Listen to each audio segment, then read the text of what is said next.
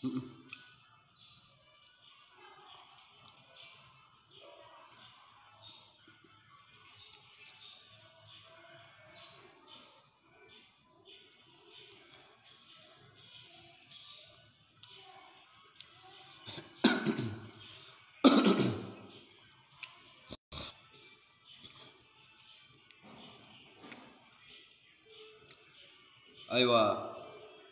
أي هكتو موي بلادن ندو تشلا منديالو. أعوذ بالله السميع العليم من الشيطان المطرود الرجيم. بسم الله المالك الرحمن الرحيم. الحمد لله رب العالمين. الحمد لله رب العالمين. الحمد لله الذي نحمده ونستعينه ونستغفره ونتوب إليه، ونعوذ بالله من شرور أنفسنا وسيئات أعمالنا. من يهده الله فلا مضل له، ومن يضلل فلا هادي له. وأشهد أن لا إله إلا الله وحده لا شريك له، وأشهد أن سيدنا محمدا عبده ورسوله. ثم الصلاة والسلام على سيد المرسلين، على سيدنا محمد وعلى آله وأصحابه ومن تبعه بإحسان إلى يوم الدين. وبالله توفيق، اللهم ربنا وفقنا يا رب العالمين. العلم لله لا علم لغيره إلا ما لمتنا. ربي زدنا علما سنقرئك فلا تنسى. اللهم ربنا افتح علينا فتوح العارفين بحكمتك، وانظر علينا رحماتك، وذكرنا ما نسينا وما جهلنا يا ذا الجلال والإكرام. دي على موي على تانو موي با موي صلاتك على تلاني كلا دينا كان ما دي تلانا بنغوني اسيبال ما على بوكلا موي من دون ولا كمو بدي ما بلادن فو واتملو لاني ملو مولا مناني كوا كوالني ani melu natena mola mena moya beladen fula silama ya fulila. Assalamu alaikum wa rahmatullahi wa barakatuh. Kala dina ka hina mola alabo kelaw wala timin kofe amoy jo amoy kiliko la lo watemina ni fe kuyaleni e mo programme totola aladina e hina mola alabo kala yako moni aluya karamanya mima moni aluya nyombe tanoni wo program jate sini mobe e kasibilone semedi every Saturday mo nyonye na yano mo feyano lianzia sibi bana wele bena 16 watema 4 wate e biawema duko ko fo wate e bena wema kala dina kanu ya monya alabo kala donc amu le jawo wate lo amu dinya wo be ka mo kili wula lo amu fanani message la jenze mo du nyon ni fe ko sa wulu fanani ya maso ya nyamima mo bela denu mo nafa bala amina kala dina kawe kamolo alabo kala dunia loto agbe ya ni fokatimi moni alu ya watebe kamo nyona li kakuma nyonve kanyon balu nyoya kabe ala na jiala nyami makuya na kono moni alula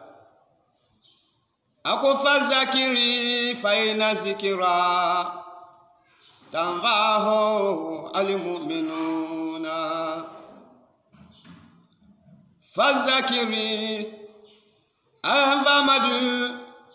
إلى مولكان فإن ذكرى إلى مول للي واتبلا دمولا فإن ذكرى yalo ka fo ya kanuni mini yakala wate bela demuna tanvahu almu'minuna mu'minilu wulu ya je nafa bolahu silama bebelu wulu ya je nafa bolahu alamo bebelu wulu ya nafa bolahu kanul kamina wale mo ya watebe kamo nyona amina kala dinya kaka molo alabo kala moni alu ya bibalo nyo ya tate minde koka wale mo teta jolo ja ba dunya lo to kenya be nyini toujours mo kuma ka dunya ko mine koka dunya ko le be nyini kafo ko e mo sula nya sudima kamo dubo alabo kala dinya ka hina mola alabo kala moni alu ya bibalo no ya taala su kwana ko na fa salama ko surat al falaq abete tala mo be de kuma kangi mbelalo mo we ko ala na fa minga kwana ko no kafo akokula a'udhu bi rabbil falaki min sharri ma khalaqa wa min sharri ghasikin iza waqaba wa min sharri nafasati fil uqadi wa min sharri hasidin iza hasada me ana faminga kafo kula a'udhu bi rabbil falaki akuli vamadula biawake a'udhu eben zoron dona bi rabbil falaki falaki tila mingani Allah ta'ala le wo falaki mine we fesu minde falaki mine kafokula a'udhu bi rabbil falaki falaki wo mine we fesu minde ale falaki mine kala dinya kahina mola alabu kala tuma don ni mo na lu kana kana soran to la digla mo ba minafa filu kiembe wa kafo falaki kula uzu birabali falaki ane bune basi kuma mini amiani va basi donema radiyallahu ala dinya aniho bune basiya kala bune basi lena biena salitu amene chenne bune basi na manyina ngalikela Rasulullah nala chela momandi manyini ngala lungina ndani chela ko kada chela momandi manyini ngala lungina anta fusir hazi la yati ila nihaya fasaluma haya mini kavokula a'udhu bi rabbil falaki wo falaki mini we ndani londila kada chela momandi manyininga wo falaki kolema kavon vamadu falaki komini kafo falaki fesu minde falaki le falaki mi nyaminde doma falaki la dani jelunya falaki la dani jelu toma falaki fana baraka la suminde janzale ndani kada chela momandi manyininga an tafsir hazi la yati ilani falaki haya wale fasaluma awe londi la kane takara chela manyininga ala chela momandi kafo sallallahu alaihi wasallam kafo kula a'udhu bi rabbil falaki wa falaki minu fesu min de falaki mini chela yafanyini na feka falaki no makuolo biebeke ebu nyami mani vana masulo ebu nyami mani vana makenya lo ebu nyami mani na fe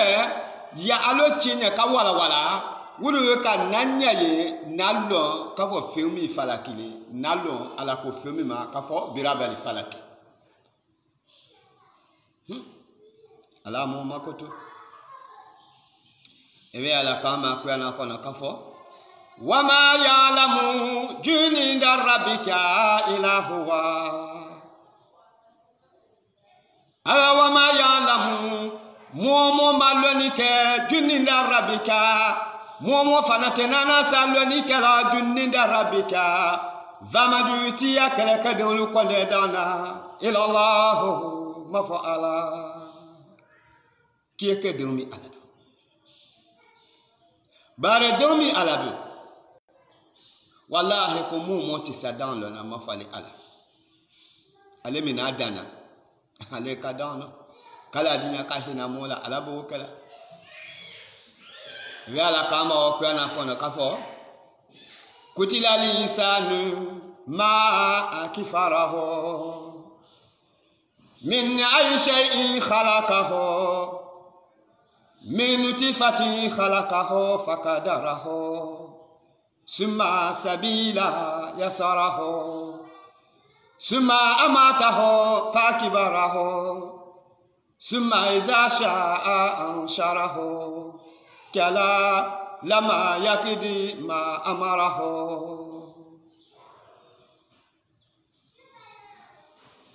vabune mbasi tani chilama nyingala welo sora na hayami fasanuma ala chila hayami ni akuyo fanaba chila na kuma junami de fabune mbasi akoya ibune mbasi jile mbasi denwe sa alita e ala de nyinangali kani e ne chela mama ni maninga ane amuri e nyinga wenya lelano anzimu niwo wenya yabo vabune mbasi be nyinga ane amuri e na nyinga kule fela ni bi anzimu niwo ko yabo e la falaki ko makabani falaki ye fomine falaki makabani falaki ye fomine ekubalele ebune mbasi lo wenyi nangalikawa ni ebene chela mama ni nyinga ana amuri ebe nyinga kolela ni bio anzimu e ala okuma kabani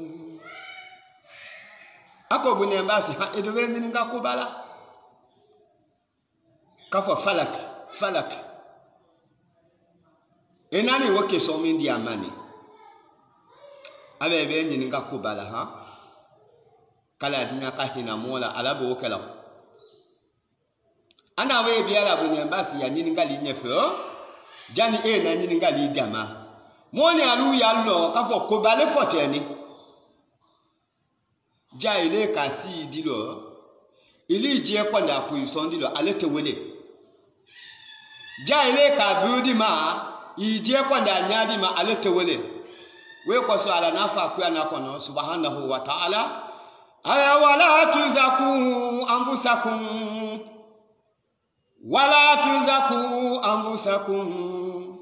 wallahu a'lamu man taka wala tuzaku abe hali aluma sene ali ke fese anfusakum ki je sene wala tuzaku hali ma tasene yalika anfusakum ikijeta mulima wala tuzaku hali aluma sene yalika anfusakum ikijera fisa ya mulima wala tuzaku hali aluma sene yalika anfusakum ikijera kula wala mulima wala tuzaku hali aluma sene yalike anfusakum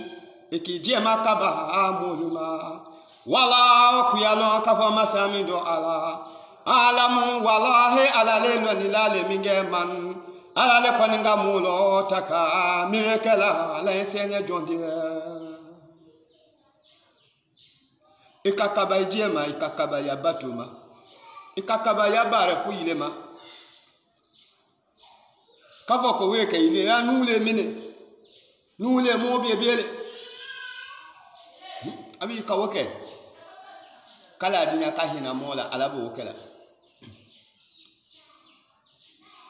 ako bune mbasi ne ako ya bune mbasi jilen van basi denwe fihe khamsatu akwali avec kumakan lulu de fihe kumakan lulu de fihe inyalo arabu kan sebe nyalo fihe khamsatu akwali ati wa fa khamsatu qawli wo be ke kumakuyali mais fihe khamsatu akwali qawli wo jama yale to kaw akwali avec kumakan lulu de fihe kumaka makabanunu lulu wa fihe wo belade mulela deni kine kafama falaki kumaka lulu wele suela fihe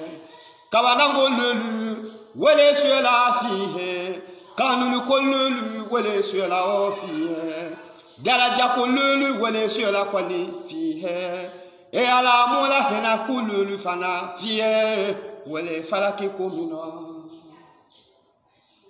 kumakanu lulu wele suela falaki komino wo kumakan lulu beladenu le kurufuni nyono sinya kine kaw beladenu biya kadia kafo monye ko falaki kafalekate kula auzu birabali falaki yala wajarabi yala la hina muha awe kumalulu wele la deni kabela do kumakumino kafama falaki mo fanangate abe wala wala nyakadia ne hani mo mababela bi mo nana tola ba watigbe inshallah ala dinya ka hina mola ala bukala ala wahya wokuma kan lulu mini wenyi malo ngate we funyani ali falaku wakuma kine wali falakaini wafanani akuma kine watafaliku fana wakuma kine wali filaku fanani wafana kuma kine wali filikatu fanani we kuma kine ayo kuma kanulu kolulu miyalo moti abele to falani akindo falaki adigbe fana to falakaine adigbe fana to tafaliku adigbe fana to filaku adigbe fana to kotunu ko filikatu wokuma kanulu we bela deni kabia falaki komino ala hina mola kala dinya kamo makoto alabo okela wa ma da mi amidema kolulu mini abe kuba kolulu mini abe fana mu masiango kolulu mini abe mu makabako kolulu mini abe fana mu kanu kolele ani dalaja ko kala dinya ka hina mola alabo okela ayele jie ma fi abitu ile bumi dema ala kolo ile puiso mi delo ile di ipila simi dela minde ni ala che ibara la di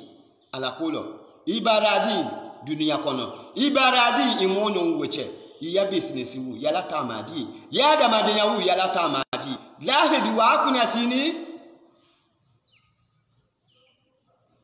kala dinya ka hina mola ala bokela ako wa mali falaku awe nafunyana tayna falaku de isimali biri awe ni ma falaku lo bunen basi simali biri kolon di to e falako fi jahannama ale kolon la dani alabo fi jahannama abiani jahannama le kono kolon we alabo jahannama atole falaku kolon makabanimba ala dani alabo kabia jahannama kono kolon masianimba biani ala dani alabo kabia jahannama kono awe e fa kolon we ma ko falaku wele to e falaku atodi le we fana wala utwara mini hatwa iru ko kolomini kolomi valoli kolomi nyami ma agende ya jate wangate we fanyani wala utwara mini hatwa iru kola wele hali atiwe kono biala kafo kono mi kabalo gbe yani tinibuma fanga economy na tinibuma kono mi seme ala tinibuma kono mino jani tini buma kwayo kono di nyini kawo kono bia falaki kolomi koyeni ka kono bia kolon okuma adan la duma siele wowe kala ala jamali di koloma kavo ko kono yati minha kavo falaki kolon kono aya wallahi kono ti atinale minha hali kolon kati wo kolon kono kadamia kolon kuma kadasi kolon kangona bi arba'ati alifu ami saywana ni nyonola kono yatina saywana ni kono yakaba gbasila amakaba lalo saywana ni kono mi maso saywana ni kono mi masia koya saywana ni kono mi mafalulo tonde ya saywana ni kono mi manoninge saywana ni kono yatina wobu nyama saywana ni usu kono lamu tabulikhi aw lamu yabuliki awe wala he kono fetitena nasila kanrao atitena nasila falaki kolondama atitena satina kabo kolon kuma kasi kolon kanguna saywana ni tini wo kono awe kolon weto falaku Allah akbar awe ko ka kono bia kono mi alo jani tini buma jeleke ko kawo kono jamali alabu kafo kono iti kabo kono mi kono fanani ya tinda mia sani wanani wo kono makati ama akaba la lo brubule ko sani wanani ama lo ama no ni gafana maso san wanani akwani akaba makabasi ku kono no san kabo banama kono kango masama sani wanani tinimi kono abe wallahi kono titena na sa kono mino timina san wanani wo kono akaba makagbasi kajie ati sadama banama Allahu akbar kala dina ka hina mola alabo kala mo hami yabbe kala dina ka bela dem sono alabo kala e wayna mona kuma wobi ala nyefe kafo wama ya'lamu juninda rabbika illa huwa wama ya'lamu ala mo malonike juninda rabbika mo fanatena na lonike la juninda rabbika Vamadu tia keleke sula silu konde dana ila huwa mafa'ala ala miandi yekunjilo fala leka hina mola kala dina ka hina moni alula ala bokala abe wo kolon la dani ala boye wo biani ye jana makono we ala juwu makono na ewe ala kama we kuyana la kafo ina rabaka la birimiri swadi fama lisanu izama butalahu rabbuhu fakiramahu wa na'amahu fayaqulu rabbi akramani me ina rabbaka la birimiri swadi masamindo ala famadu ko kafunyana itimindo ala birimiri swadi ebe ki yatinyali susu kala beladanu ko ni take ebe ki ya wiya fala beladanu itake ebe ki ya jamba kala beladanu ko ni take ku ko ni alo kafo masami ngoni ndo ala la bini miri swadi wala ala ko ni sini be makono karifurila ikiti mi ajolo mino jo i makono aka itabeke mimi bi di adunia ya iwoke kuma kanoba mi bi di ala bara daloba mi bi di ala iwoke wa hu ku kwani alon itefala koye tati ala so yayo la ikraha fi dini kadi tabayyana rushdu min al-ghayy faman yakfuru bi taguti wa yu'minu billahi faqad istamsaka bil urwatil usqa la infisama laha wallahu sami'u alim la ikra farasatabitu fi dini farasatabitu fi dini kayfa tabitu fi dini dine milo dongo lo sa mindelo ate foresele mindelo bitu ate kiekole bawo kadi tabaya na rushudu kanazia dewe balanjena mayala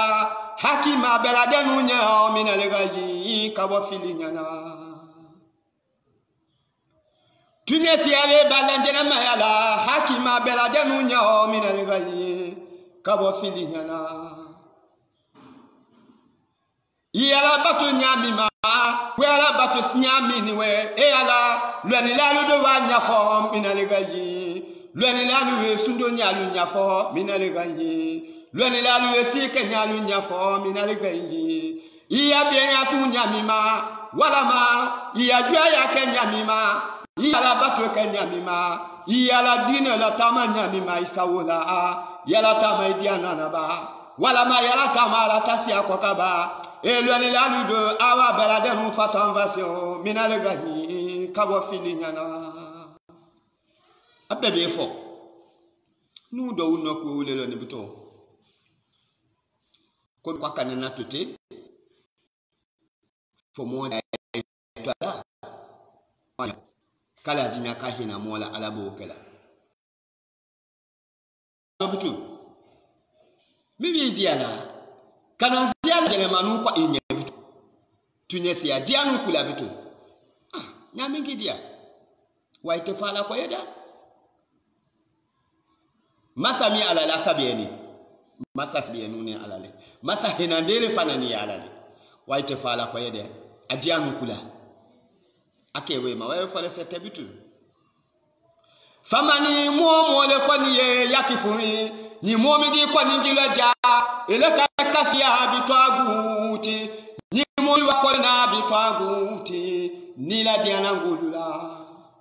eni kanulu kuwi kodona woni kanulula twanguti aloga fasanu jele jele wele jule me loni lalu eleta la loni lalu fe ave joko mi no chila kafata mbasi nyene e diana ngutala Dieu est féminin, wele ni kanune, ni na fomi kanuna, kala da hijienye, kaibulo miya wala, kibala koma, kijela tino fe kibala koma, efa oma kutwanguti, wakake fe susule, wawe kila twanguti lo, wawe kaile tajue. Itena jo batula wadina dia jo te sukine, dolu jili batula, dulu kaba batula, dulu timini dulu hali dulu abat hali ko dulu abatula be itamaki emina dia dilenya kata akita jule wele koye akewe mani mo mingi ni la kunu kenni bo ni kanusi ya ufe kala dinya kahina mola alabo kala ina nafusa la maratu bisu bawo mindelo ina nafusa tena moni nimini la maratu wallahi moni niwe mo jamali la bisu ikoju kelela wala moni ni kaninde ya mini e moni pusela wate bela demulela bisu kata koju kema moni ni kanumini e moni pusela wate ba bisu emoni jamali la wate be obisu ala sosolila ala ko we maniwe aya faman mo le do wolo bitu yakifuri ni momi ndi wa kodona bitwaguti kabo yakifuri momi ndi wa kodona bitwaguti kabo ni kanuluma aleka akodo kabo ni la dia nanguluma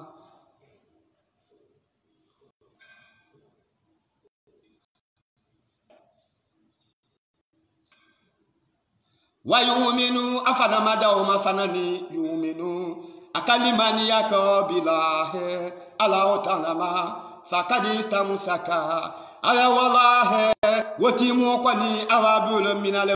bil urwati kuwibuke julule laniwe al usqa ni wajulu fasayani la infisama wallahi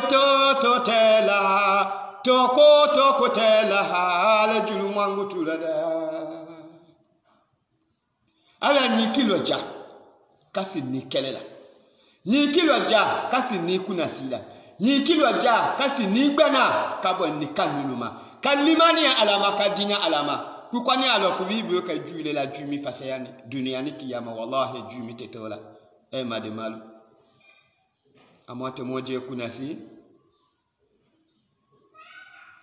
amote moje kunasi feme fo bitude kala dinya ko fina mola ala bo kala mo hamiya be ala dinya kabela den sono ya ala bo kala mba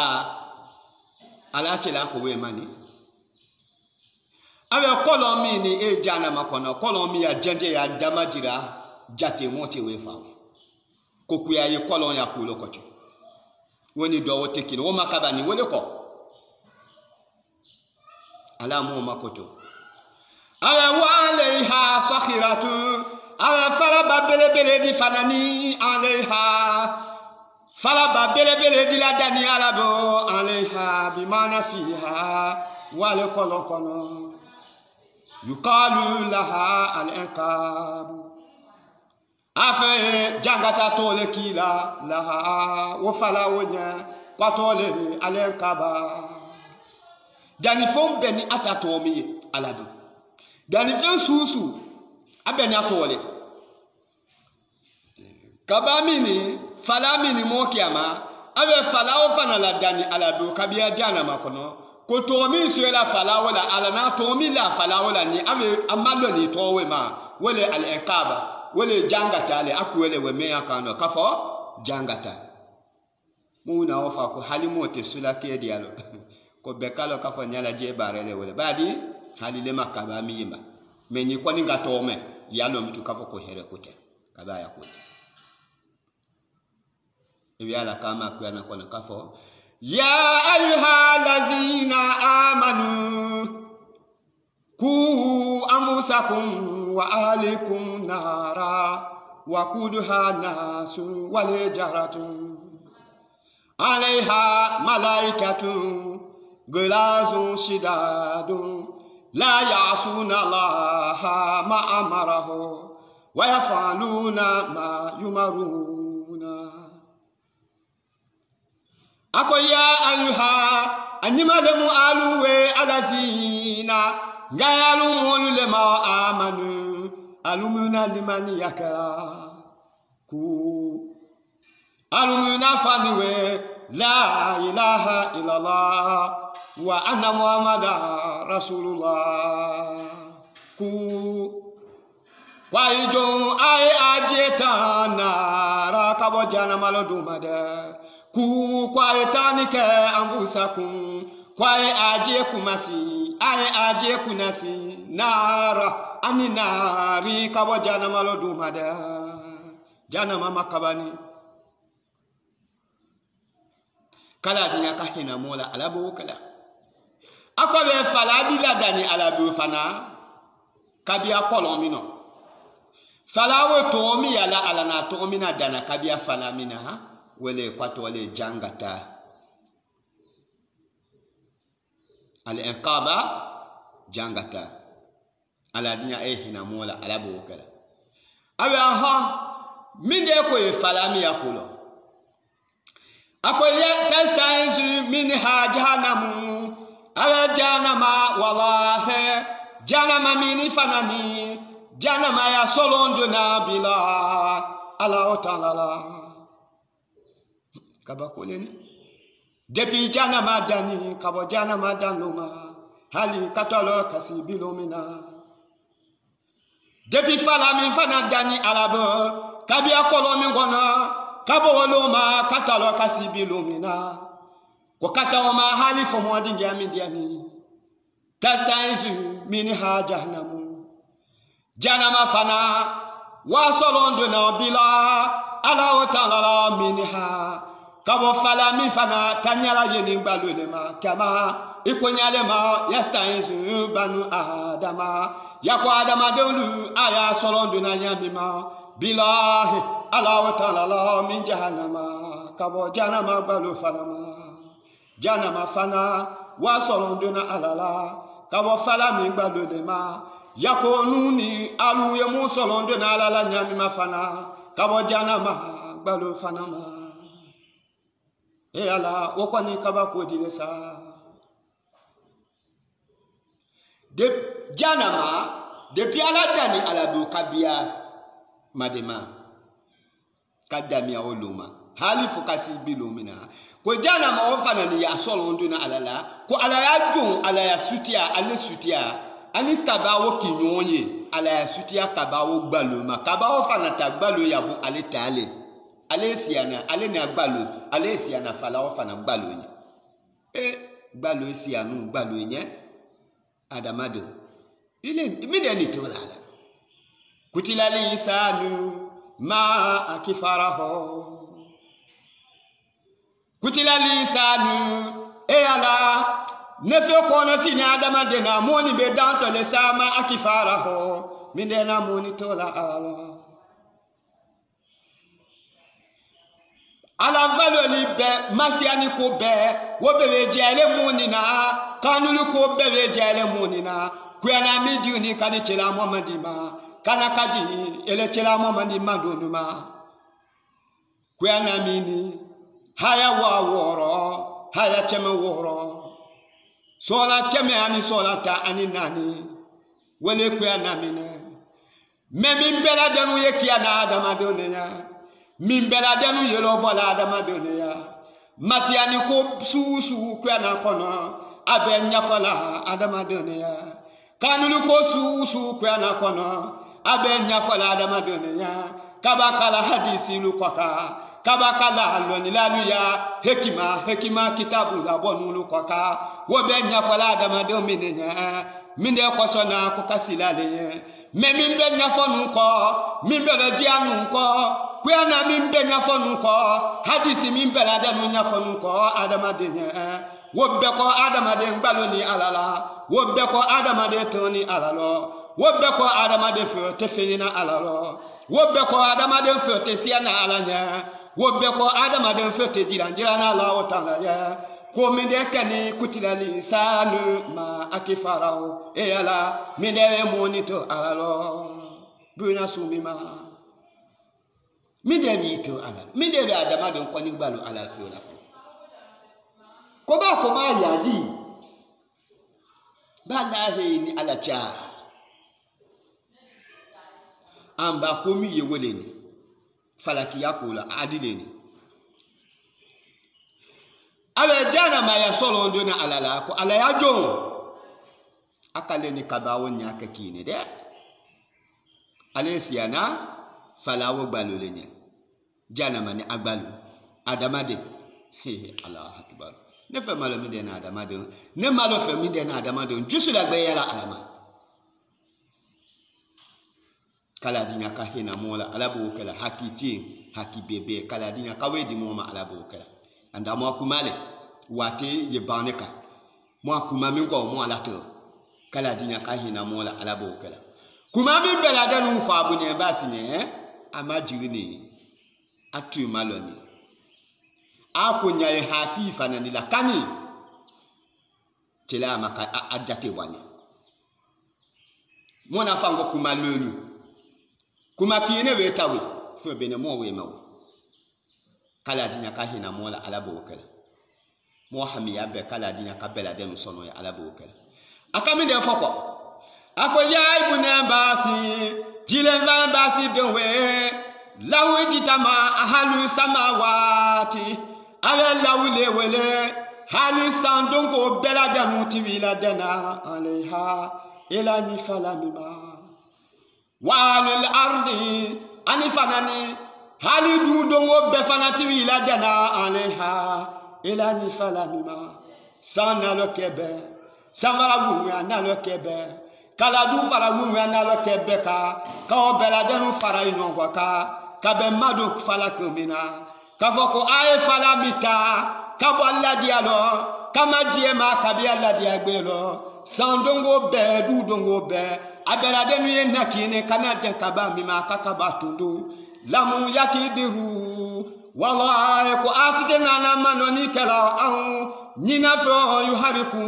kafo ay la finvini ke hazi shakirati elani falaba belebele mina misikala zarati hali jarani nonala dunia dongo belewe kabe kalokine Allahu akbar aya ko hali san vala wunwe amobe kabe kinyongo ka fefe san vala wunwe akono kabe la denu kinyongo ka fefe du fala wunwe akono kabe la denu obe dongo kabe la denu kinyongo ka kanale kana kabe kafu nyongo ka kabami mia kafo ko ay kabami tawe kaboye kwa bela denu tibi osi falami na kine kafo ko ay falamita ko hali ko ati tundwa ma ko ati tena manona hali kafo ko ay falami na fivi misikala zaratila saye fete ndene na takuma kafo ko afe se falata afe kababo aladia kabi aladia gbe falade ni ngolewe hali u falawo kadoya wa biya ko dane wede adamade etiti je kana aladina hina mola alabo kala mo kunya be kala dina kabela denu sono ya alabo kala etiti je kanu bitu etiti je kanu titi je masi ambitu alanya etiti je do no wala bitu ki je di alama adamade imede nyi na dunia mino bitu atena na suela femi e mo akwa sio tete dunia ko mino lo badenya wisala ado tena suela dunia ko mino lo fulu sala ado tena suela dunia ko mino lo bienya wutola ado sio tete dunia ko mino lo kaninde ya wisala ka kaninde ya wutine kala nande ya wisa kala nande ya wutine ado sio tete itijela timi alama jani ya lonye sekine kala dina ka hina mola kamu makoto alabo wakala mo kunya be kala dina ka bela dem sono ya alabo wakala woku mafo bunyembasi nye bunyembasi akamaka bakatimi ana fadi ako fakulitu ne bunyembasi na bi na welo ya rasulullah wajaila ala chela muhammadi we ni manini ngalabutu man ewe jana ma we falaki kolo e wa kunya nya fanya na mba nyaje kolo e unya mima ewe kolo ya ko be nya fanya na mba be nyaje fala mimba na kolo kono ewe fala osu fanya na fala fana nya mima ewe wonya nya fanya be o bela de nunya e mechela muhammadi woko we masia be makaba vamadu akowe masia ave makiningini wani manini ngalabutu baongalo jana makolo miniwe eye no alabu eye modolule nya fala mivanawe fala modolule nya wani manini ngalachela muhammadi mani jeneti kwani ye yasikun jeti kete jeti pelasi kete fi hazi albirri ilahi kolomi kono gadawu kiyamasini au yakunu alayhi hazi swakirati wala ma falaba bele mingati lala alayhi falaba bele milate jiti kwaka gadan kiyamasini aya chela ni manyi ngala bitusa ewe kolo yakunya fanyene mbanyaye mbanyaye komi vana ni fala yakula atila mumandi wanya fanya mbanyaye wabe masia wane chila ala chila Muhammad sallallahu alaihi wasallam sadiqul amin abe nafaki manyinga jeti kwa nimbiate bitu kolo mingol barakala suminde jurumu to suminde biate ala sosola suminde biate kolo mingono ala na mina da jito ma fala babele mini ala na fala babele mina dana jeti to ma mindate la je kakia masini je biate kolon jamba jahali mini jana maisiana kolo minye falamine we kolo mingono wo kolo we kambo biya wo kono kaba ka fala ba bele minda kala woti kwa ka ala jangata ko dane wede wala dani jinye chila momandi nafa I woti le fondine nalo kala dinya ka hina mola ala bo kala hajuji akoti kala dinya ka we ka monya ala bo kala kala chila momandi na bena welo sallallahu salama nemani kisi echilanya ya ibune mbasi awe jale ibune mbasi we komi we manyininga okonyala vananga tewe nyafunyani yasikunha tariku salati awe mugbe tebiala kolomina da mo fugbe fanateno ka wa fala milate mo mingwaka mafo yasikunha tariku salati sibienu mina bana selike kuma selilu fonyani momin di maniwe siete momin broni wedunu kole siete momin di yakondelo niwe awe kiyamasini kugbe talo akate woti mole koni biala fiha woti mole biate fala miko wa aku alwalidaini ani mwiwa fila sosodon wofi wo mo fi ale biato fiha ule biato kolomino wa alayhima sakirati ale fala babele bele fanangati la kotinu alayhima ule fi malika momi si fonya la maniwe ala diara wate buna ka wate belo wa aqali walidaini ani mwiwa fila sosodon sa kala dinya ka hina mola alabu kala ala ku mo we fa sene ku ju akodi lo e mako sate ko wele kiyamasi ele joni ko di lo ko wote ko di kala dinya ka hina mola alabu kala mo hami ya be kala dinya ka bela de no sono ya alabu kala mo ni alu amo ma fi de mo e pu so mi de lo munumulu dunia la numulu tungana numulu wate be mo sena si wate natele mo sini mo nyaaye le rido kwa akulo ko be ba mina wo kanene tanzi kuma watu nyande ya nyalo ku ya nalo wode to mo tata jolo jano wolo ala kodiye aya fawailu lil musallina alazinahum an salatihim sahuna fawailu awe bekoni yalo kiyama sini kafo jangata de lil musallina balowa lil musallina wesi kela dolunya ala jangata wa lil musallina wesi kela dolunya ala balowa lil musallina wesi kela dolunya ala zina mbafa si kela dolunya sikala bekote alazina ngesikala lulema hon wasikala muluni we sahona awulekani nyina ngola luleni we an salatihim ayaseliluko siwale diala wate mino akawo wate lo siwe biala lema wate mino akawo wate lo nule tola mo haliyo ninu dalulo kato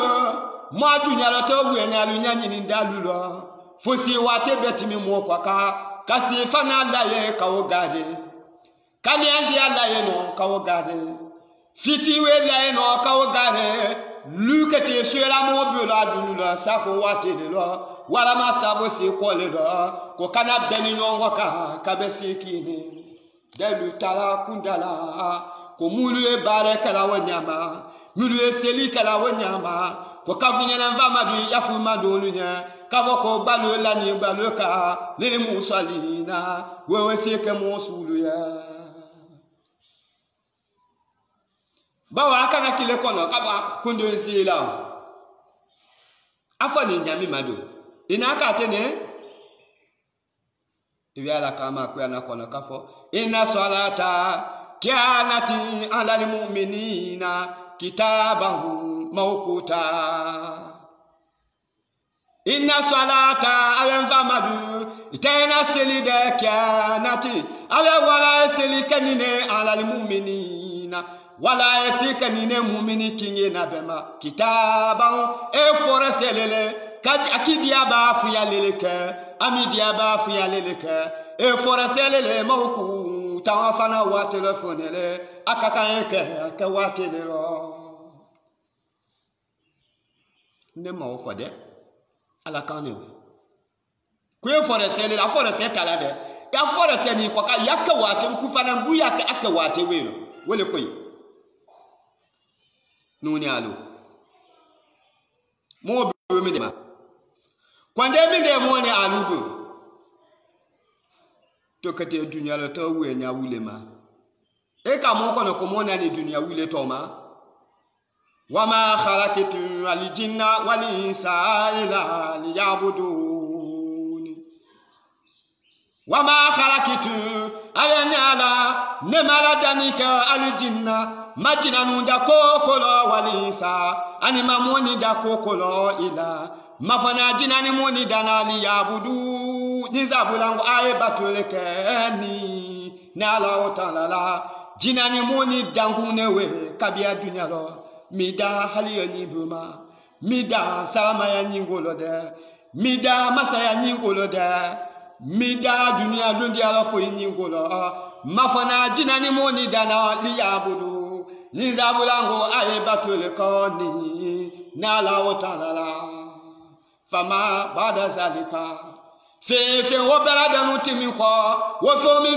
fe ni we mata olayati dunia wo be dunia dunia lo kulule wa mo dangun te wele de mo dangun ya labo wele alabato kole awe fa wolo ka fo ko alabato wele idani kumi no inani sadi nefo iboni luma komi ndoma date senelo ibi ya seneke fani takabikana kiya seneke daba takadida wala makia seneke kongon takadida kasiamia kasenelo siamia ndate senelo ndate binzandia wala ndate bimatrodia wala ndate buwalidia itatia susu toma inele kawolo ebe bo bitu we ta do senelo ifana tibi fanani kati je okipe kokuyala mini senete kine ebe bo aluma sokota ikwani bo amulu nyene wuluko kwa ko faki sabe ta senelo ide uko luma mvali ta senelo imiso uko mvali ta senelo elebe ta senelo we ka itinje okipe kokuyala wala mayila diala dakila kinya lo bitu senebe kanuno seneke sabe sila bitu ekedi akadi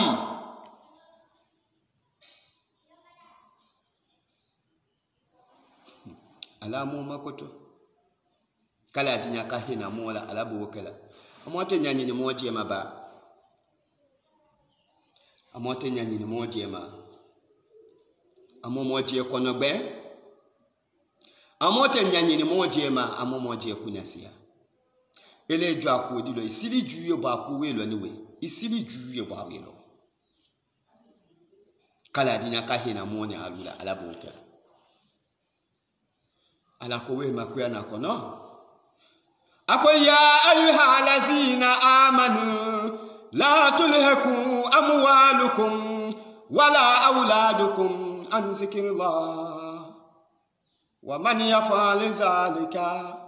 fa ulaika hum al-khasirun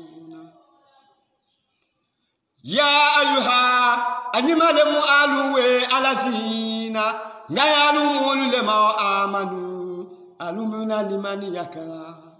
la tulhaku amwalukum ala ya dunia wena miluni ya dunia nafuku miluni hali uluma la sula likakum moni alula an zikrillah kabala kufamada dunia nafuni ngomiluni hali uluma la sula likakum moni alula an zikrillah kabaselimada dunia bana ya ningo miluni hali uluma la sula likadedekum moni alula an zikrillah kabaselimada kabo ala kufama dunia bana ya ningo miluni hali uluma la sula likakum moni alula an zikrillah kabo ala kufama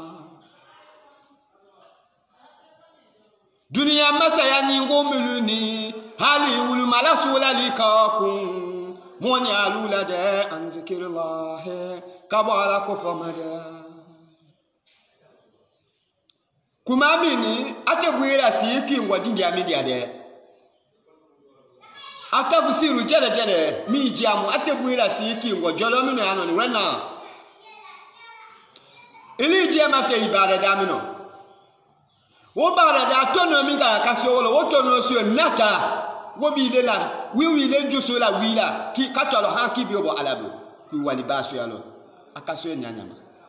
business mina business mi dalo business kanyi ba manyi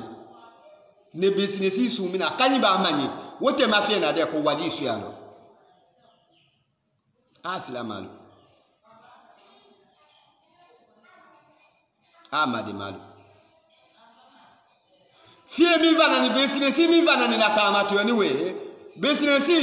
sabi affiliate nyami ma nyakaka sumani koleba wala makaka peseli koleba wala makaka susu leba tunye tefunyonye telende kinonye katunyo marasala wate belade nuna ko nafu le disu kin nata nafu ya suyo lima nafu suyo to nyami makanyina oko i salama ya mino pour que koneke dunia lo salama dile wala maneke dunia lo to la madile ke inata na famille yoto wolo kinata wo soloma kaba kanyina asuyoto nyami makanyina woko asuyo nya beni ba amabe asuyo ni alasiale kaba amasuyo alasiaka ala nafa atemi akani teni kanato asuyo ba amakete ite wonya nyini fo kuya asuyo leke dunia le doni atenata ma ebe to awobuma adunia be balomi ikadi akadi kadi afadi made malu amote mo hakila tama jolo dulu fabitu ba e dunia lo lomina adia nila ko ebuyila wolo ala ke we fani moni aluni akola tulheku amwalukum ayanafu walilu hali hulu malasula likadakum aya dunia bana yakumini hali hulu malasula likakum aya dunia dundi alokumuluni hali hulu malasula likadakum aya dunia salama ya nyingo muluni hali hulu malasula likakum hali aya dunia tola maya nyingo muluni hali hulu malasula likakum aya dunia masaya nyingo muluni hali hulu malasula likakum moni alula de anzikirullah kabala kufamada kula jade wakila sula kibibo alabe bobo leko wa auladukum ani adulu yakunyalu hali ul malasula likakum moni alula anzikirullah kabala kufamada wamani mu'minu de yafal ni momi ni be bare la zalika elebi ka dunya lo to kala akenya suwoma ka fo imakote ali di ala nyami ma ka tia ka wanya le ma mi wi ni ka na lo mi na ka te we kala mi we la ni lo mi na ka te we kala wo ka be alama ba makote ama be alama ba makote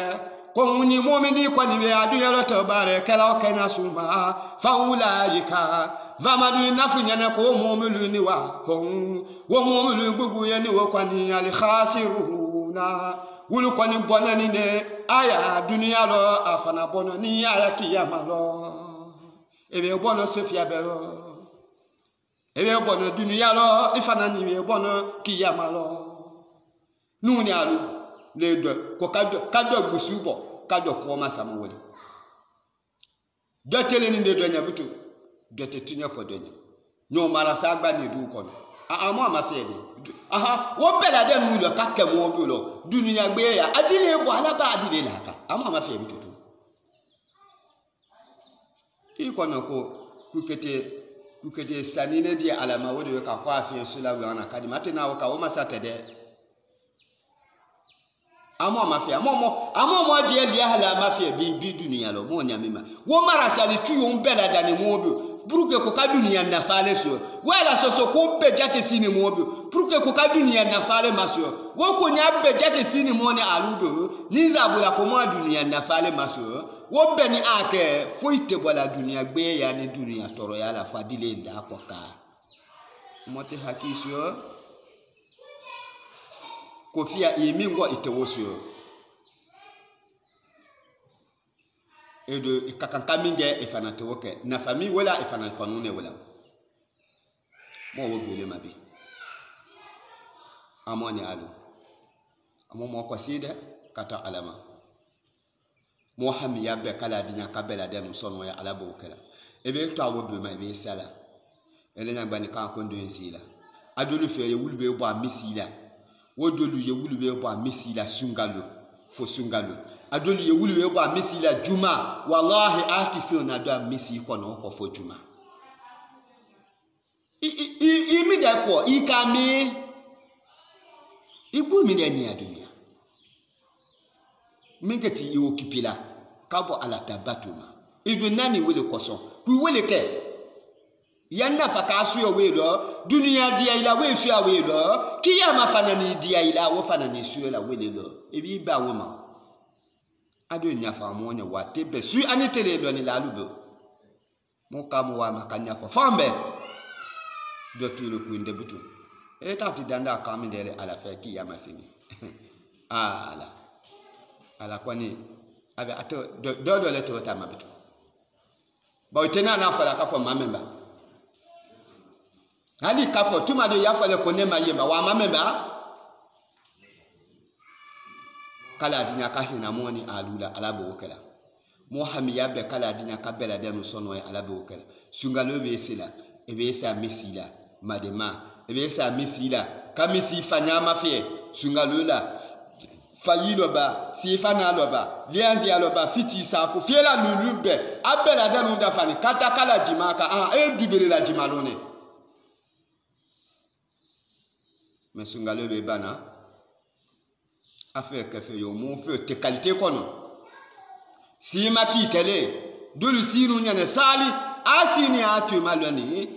si maki kamena wo fe te alo sala kabo aya barema afete ala sala kabo aya wenyama ata ala sala kabo aya baluma ata ala sala kabo ata dialuma kabo na chesi makikano anda mota masifu ibita jama sini zo abela kenyani si makikano ka kado atulo kabo atula asini fo atu malonyala amba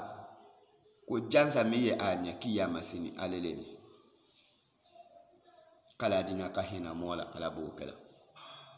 mo hamiya be kala dina kabela den sono ya alabo kala dunia konya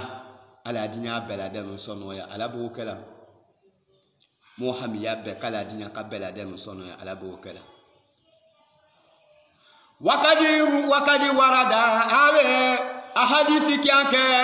anaman kutena modi de mole hafaza kwenye mu'min diwe latanika ala salawati fiela si lulu la alimakitubati mingani fiela si lulu le ikiya fiela si lulu kunasi akunasi yemindele kusiama ne kunasi woro ikiya fiela si lulu kunasi yakela kawate lulo ikiya fiela si lulu kunasi yakela kenyama ikiya fiela si lulu kunasi ala nafa ko kakenyami yakawe nyalema iki ya fiela si lulu kunasi anani luwa mine fanangadi nya wolo waluma ebenga mango kumaya lo aleleni amwa kata mine prisila de boy kele si kala dulu be fanalena watembe le ribe miniti si fiela be aya bebe amisila defo yana si kanya lo afete ikete kala dinya ka hina mola alabo kala ikete mo bade madulu yina si ba bele bani abulo hali waki kanala lo kafo si ku eta wallahi billahi ta'ala atamano ka ku eta wallahi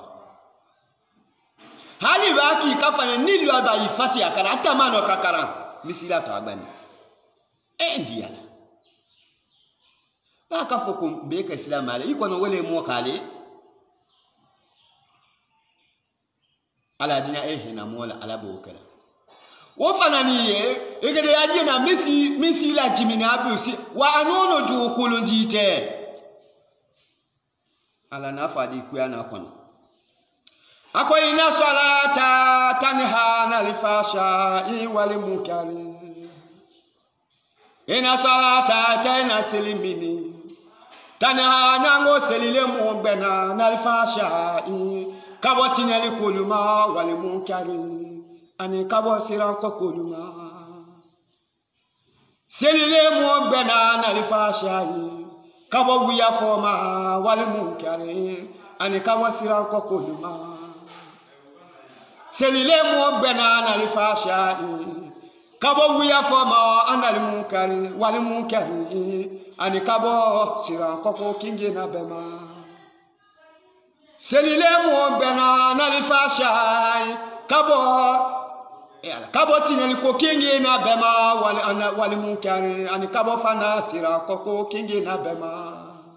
selile mo bena kabo bela denuma selile mo bena kabo tineli kuluma selile mo bena kabo wiya foma siye kunya kukiya benyato si kunya kubo javalo si kunya kubo marasalilo si kunya kubo tinyeli kabia na sombelo kujela timi alama ahaili sila ila siemi mano kibe kabuluma waman lamutanha salatuhu anna lifashai wal munkari faulaika hum al khasiruna waman mumule lamutaniha salatuhu ni mu'min yasiri masekabbe analifasha kabotinyali kuluma wal munkari ani kabasira ko kuluma faulaika vamanu nafinyana wa mu'minuni we hum wa mu'minu bubuni we al khasiruna wulukoni bonani ne ayasenillah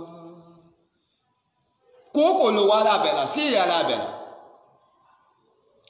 siya ni ana siya fa ko kala ta matemi e afa ku do ko lo kutedinya siya o mabare letewe ama fetu kala dinya kahina moni alula alabo kala ama fetu ala na minji ala kuyana kono kafaina lazina qalu rabbuna allah summa astaqamu tatanazzalu alaihim wal malaikatu ألا تخافوا ولا تهزنوا وابصروا بالجنة التي كنتم توعدون أكوينا الذين فمدوا استينا مولد قالوا مؤمنون فانوا ربنا الله وأهلوتي والله حقاتي على suma amada wokuma fomada adalo muluna fani we kwawe kesila madile suma muluna fawe kwawe kenimani ya modile suma muluna fani we kwalu we keseli kala dile suma muluna fani we kwawe ke jabola dile suma muluna fani we kwalu we ke heyi kala dile suma muluna fani we kwalu we ke sundona dile suma wobeladenu ko astakamu afana kadinya osilama ya lo waluma akalu abela tere kabia palasihula tatanazalu alaihim wal malaikatu ay malakalu kede kajijira alaihi wa mulma asawatiwa ni saya deribe sela wo mo bebe suluma Nisaya watewe sela wasilama suluma Nisaya watewe sela walimani yasmo suluma Aya malaka aleke de kajijula alehe Malaka ale jute wo muluma Malaka ale nate kanaka wulusu Ala takafu wala tahazanu Wabusiru bil jannati allati kuntum tu'adun Malaka ukete miwa wele ala takafu awe hali amasiande akasia awe fa mumini biye ne asaya watero ala takafu ali masia made siandi mabilomina wala tazanu sunu fanatima bilomina hali masunu kubotole dunya wosunu kisio made hali masia fana itacho jolomino amasiani wo fana siankisio made wala tazan wa musiru min bani ala koko nafunya na kunyale o bil jannati kuinyali ya aljanna do nabi alati ngaya aljanna le ma kuntum moni aluka ni die dunya to aluna wate beradamuna aljanna mini amangati fala moni aluna wate beradamuna loni la lubura kuinyali wa aljanna do na kuinyali kwini bola gbeni dune aljanna kono mu'minu na dinyala lo wama ka bareke nyama ka kasi ke nyama ka dinya alwaluma ka sundu adu nyama ka dinya alwaluma ka jabu abo nyama ka dinya alwaluma ka heyike ake nyama ka baka dinya alwaluma waile wa fa kuleta mi alwale akene ifetanya nyina abeni neba itanya nyina abeni deba itanya nyina haka na afunya abende tenanya nyina edo kujema ko silama ileta silama yasu wobo ni me silama yasu ni dawo wallahi dunia kungango mu wule ma wa tebe kanyani tola mababa mi dunia ka mo ka alo aya adresi kadamia ka babele modo mo ka belo balonda la uba doni la uba jato susu ni dunia nu silama ubu mo ya be karama hali kafo ko akete program kala abbe wate mo nyene abbe jate mo nyene mo fa na abbe le suvila il est à la koji suvila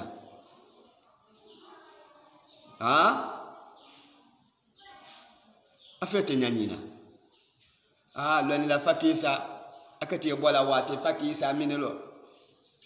program wate fakisa mine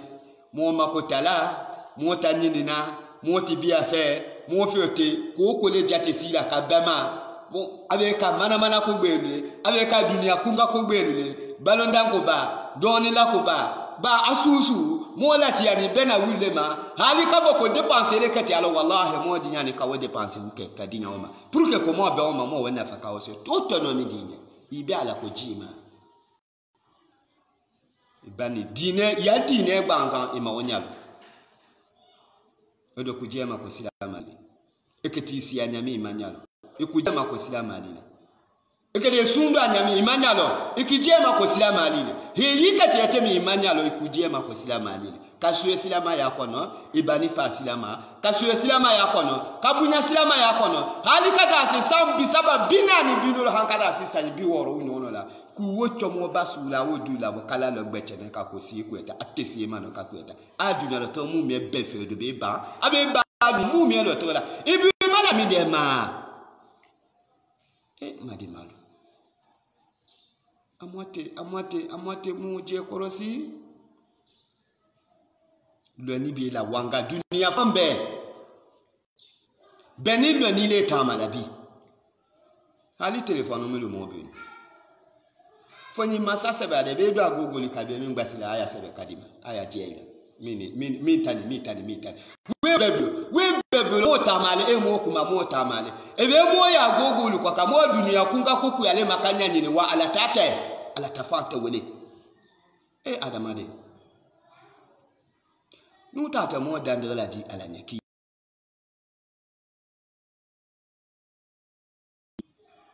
dalilu ya la be moma ikede jira babi telephone min dita akuma ordinateur wu sisi ni fambe ebe min gbasi akala do ay wose be kala ni ma hali ile gube se ki jesi ki andala ile jele ki je makala ebe ba se bela ya jila kala dinya ka hena moni alula alabo kala mo a dépenser mutala mana kule dafa tetala ala ko dafa tetala ko sula u dafa ele ku jema ko silama lile jene ba ko tenyami ma wonyalo si do ka tenyami ma wonyalo dans ta dami a fait mine fait dondo josolo di boto josolo di wodi nyalo ni dibe e do ku jema ko silama kala dina ka ala lehina mola ala bo kala wa kiyama kiti ko kuyatalo nya ala maranzement ka tena bena ranzement te kuku ala kata hina mola no tatena bena wokulule ye a sonjani tunyalo to we nya gbeluma ala dina hina mola ala bokala ba malaka kete min fa wutu wo mo bebe lu nya wode ni abe hali amasiande wala takafu hali amasia ya saya minode wala tazanu hali masunu ya dunya lo boko mino wabusiru kwala kokona fanyene ayinalo bil jannati ayali jannalo dunade alati ngayali jannale ma kuntu nuni aluka ni dunya tuaduna ate mujima diala jannalo domina fokatu barala ni kanula watebe amba ko mumuna dinyala alama afana dinya tala alama de abuka alaku alu wala lo appela silula kake akenyama yako ala na fatimi mba ko wula nyangalite wela fe bene dunya fe bene jani ay nana anni bo afali kono watemina e saya karulo amni mababa wa afali lo babede de ala kati appela si jiala ala le fe bene ali jene kono ibe sala idundo ya nole ile mo bebe ni ba dunya lo ni ala le koso ina dinya la ne alama kake nda kenyama na fatimi kakete komba ko hali masiya ko hali masunu ko be ni be bu fali no ni kutato sumina kwa leleni li nyaadi timani isawa ya alijana lo dona ya alijana sumi ya aleleni kawaji ay la fe dunia ya jani inana boya kata yi marsami nyaadi dane wed silama be ni botole anni sondiani kala dinya kaweka moni alunya alabo kala wa amu biya siyaka de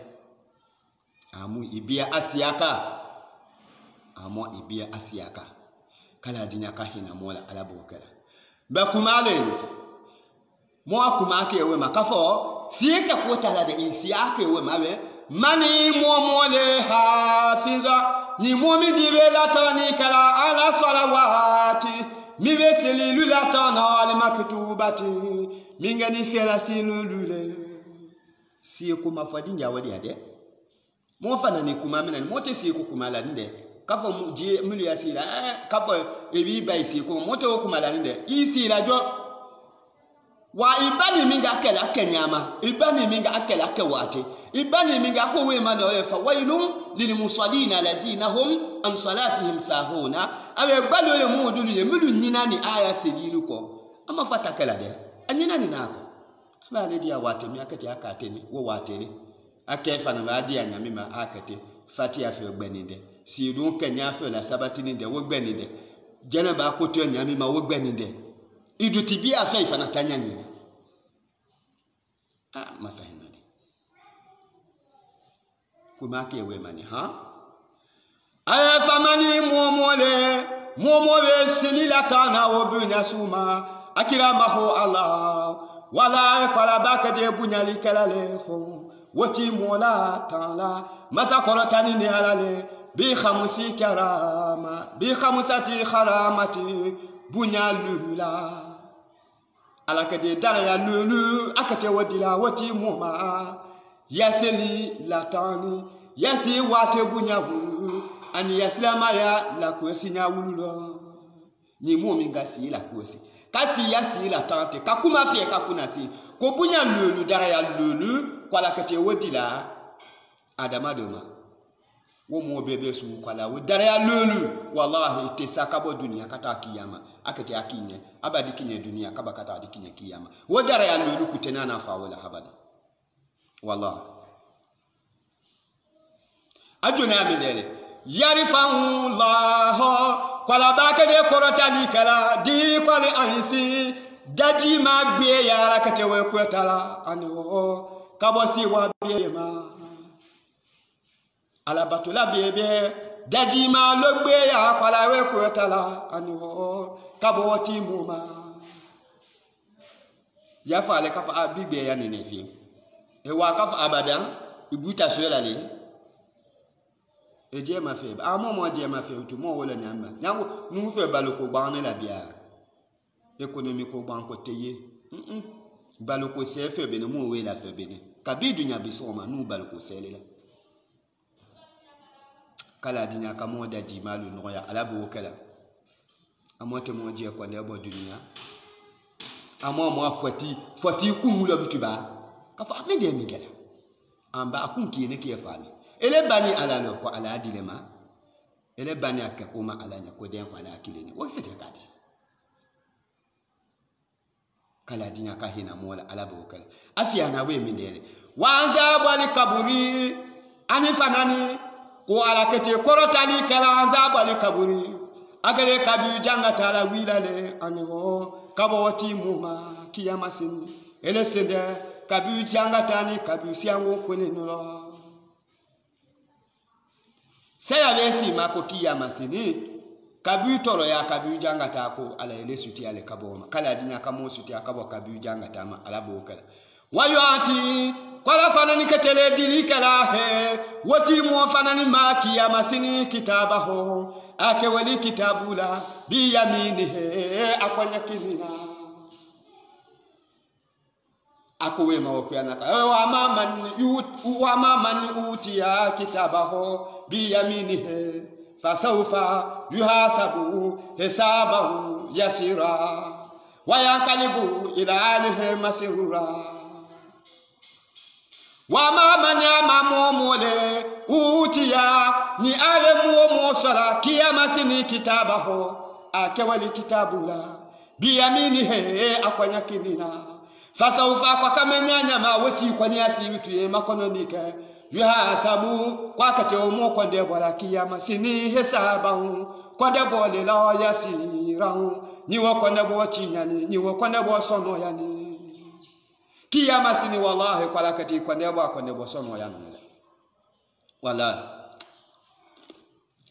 kala dinya ka hina moni alula alabo kala kiyama konde bo kala dinya ka anuya moni alabo kala kiyama belede kiyama makabani